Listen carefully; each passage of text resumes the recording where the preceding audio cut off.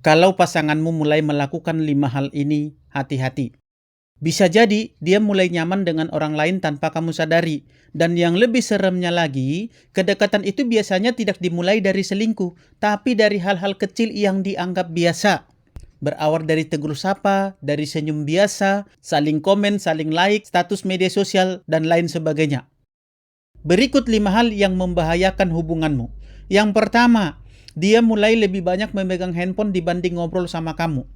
Dulu pulang kerja masih cerita ini itu, cerita segala macam. Sekarang baru duduk sebentar, langsung sibuk senyum-senyum sendiri lihat layar handphonenya.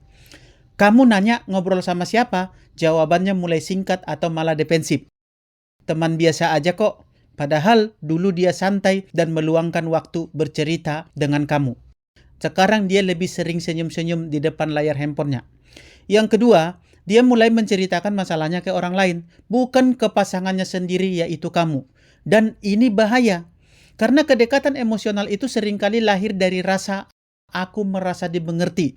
Awalnya cuma curhat, lama-lama jadi nyaman, lalu kemudian ketagihan, dan akhirnya menjadi perhatian, dan lama-lama kesenangan, dan akhirnya kelewatan. Yang ketiga, dia mulai membanding-bandingkan kamu dengan orang lain tersebut. Kalimat seperti, dia itu enak diajak ngobrol, dia lebih nyambung, dia lebih mengerti aku. Kelihatannya memang sepele, tapi sebenarnya itu sudah menjadi suatu tanda kalau hatinya sudah mulai bergeser dan kenyamanannya pun sudah mulai berpindah ke orang lain. Yang keempat, perhatian kecil ke kamu mulai hilang. Bukan karena sibuk, tapi karena energinya sudah mulai habis untuk hal-hal lain, terlebih untuk orang lain.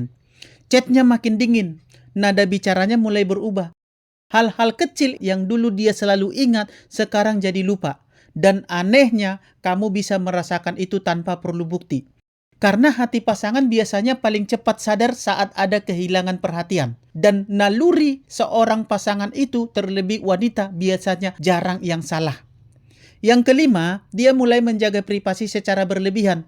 Kalau kita mulai nengok handphonenya langsung dibalik. Password handphonenya juga diganti. Notifikasinya bahkan dimatikan. Tapi bukan berarti semua yang privasi handphonenya itu selingkuh ya. Tapi kalau sikapnya berubah drastis, jangan abaikan perasaanmu begitu aja. Ada baiknya kamu perjelas dan kamu cari bukti yang sebenarnya. Supaya kamu jangan kecolongan dan kamu tidak menjadi penyesalan. Karena perselingkuhan itu jarang dimulai dari hubungan fisik. Perselingkuhan itu seringnya dimulai dari rasa nyaman yang dibiarkan tumbuh terlalu jauh. Makanya jangan pernah berkata, cuman teman kok, cuman cerita kok, cuman diajak ngobrol kok, cuman senyum aja kok. Karena banyak hubungan itu hancur berawal dari seseorang yang awalnya cuma teman ngobrol. Dan kalau kamu masih punya pasangan yang setia hari ini, jaga dia baik-baik. Karena di zaman sekarang ini, kesetiaan itu mahal. Dan kalau kamu sampai berkhianat kepada pasanganmu, maka ingatlah, dari sekian banyak yang berkhianat, belum pernah ada saya temukan atau saya lihat yang benar-benar bahagia dengan pasangan pengkhianatnya. Karena kenapa? Karena orang pengkhianat yang mau mengkhianati pasangannya yang setia, biasanya dia juga akan mendapatkan karma yang sama. Yang kedua, dia tidak akan mendapatkan ketenangan dalam hidupnya karena dia sendiri sudah menghancurkan belahan jiwanya. Yang ketiga, dari sesuatu yang buruk itu, dari pengkhianatan itu, dari hasil menghancurkan kebahagiaan orang lain itu, Anda tidak akan pernah mendapatkan kebahagiaan yang benar-benar nyata. Anda hanya akan mendapatkan kebahagiaan semu yang hanya ada di imajinasi dan fantasi Anda.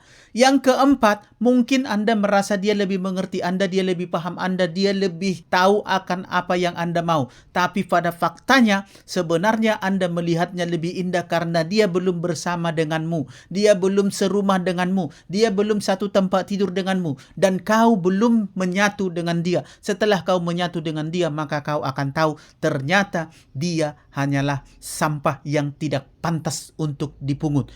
Kau telah membuang berlian dan memungut imitasi yang berkarat sampai karatnya menusukmu dan akhirnya kamu tetanusan dan akhirnya kamu pun mati menderita karena tetanus yang telah disuntikan oleh pasangan selingkuhmu kepadamu. Itulah fakta kehidupan.